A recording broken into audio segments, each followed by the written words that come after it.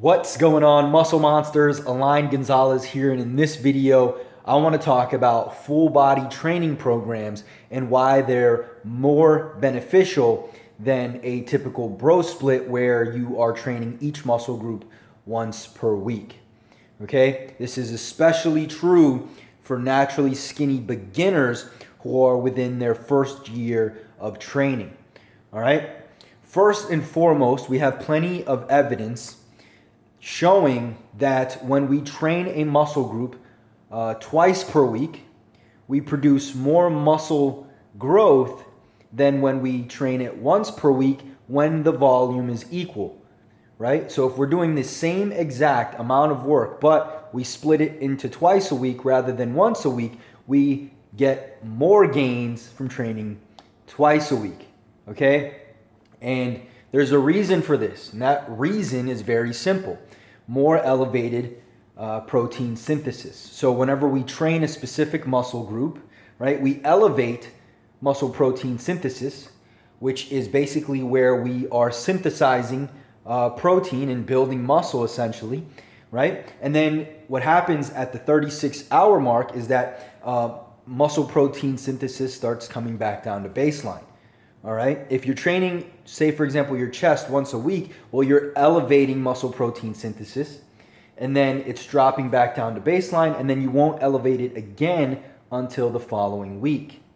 Okay. With a full body training program, what happens is you're hitting your chest, it starts to drop back down to baseline, and then it's time to train again, where you're hitting your chest again. And so essentially, you're spending more time throughout the week building muscle. Again, even if the amount of work you're doing is the same, all right?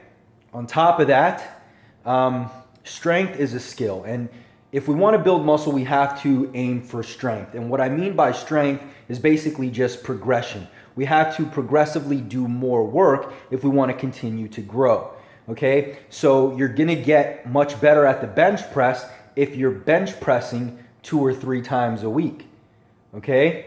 And that's going to allow you to add more weight to the bar faster. So if you're bench pressing once per week, for example, it's going to take you a lot longer to get from 135 to 225 than it will if you're bench pressing twice per week. Okay? Not only that, but let's break this down into more practical terms. All right, let's say you're hitting your chest on Monday for 12 total sets. Okay, maybe you start off with a bench press, then incline dumbbell presses, and then, I don't know, some flies. Okay, well, what happens is when you're doing the bench press, at first, right, you're primed and you're potentiated, right? So you're able to really push it. The further you get into that workout, though, the more fatigued the chest becomes, and thus, as you gradually get into the workout, the amount that you're able to push relative to your 1 rep max decreases quite a bit, okay? Now, if you break those 12 sets down into, 4 sets per workout throughout the week, for example, so 4 on Monday, 4 on Wednesday, and then 4 on Friday, you're always going to be training your chest in a fully potentiated state, right? So you're going to be bench pressing. Every time you're bench pressing, you are going to be able to essentially do more work, all right, at the end of the week. Here's what I mean, just in case that wasn't clear enough, okay? You are, within the first 4 sets, probably between, 90 and 100% potentiated, okay? Then the next 4 sets, you're maybe 70 to 80, and then the last 4 sets, maybe 60%. All right, so the amount of work you're able to do decreases. Okay, but if you're always just doing your 4 sets, right?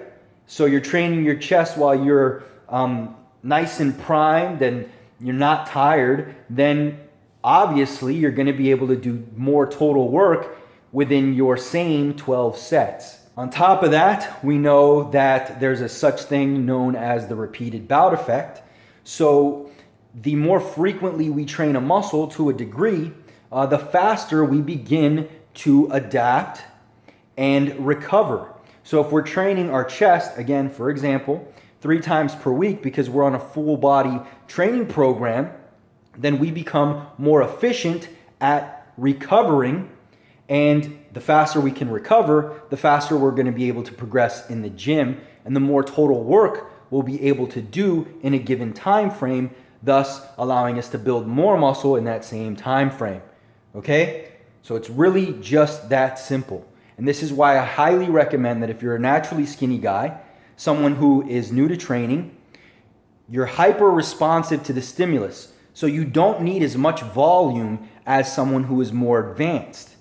Okay? And if you start to do too much volume too quickly, you're going to dig yourself into a hole. Either number one, you won't be able to recover, or number two, which is even worse, is that you introduce so much volume so quickly that when it's time for you to actually, start, when you're able to finally enter that intermediate phase of your training, you'll actually need even more work, right? So now you have to train even longer, maybe, you get the idea. You're essentially setting yourself back, okay? The goal is to progress as rapidly as you can with as little work as possible, okay? So that by the time you are an intermediate, you can gradually scale the work as opposed to having to do insane amounts of work because you've already adapted to so much. I hope that made sense.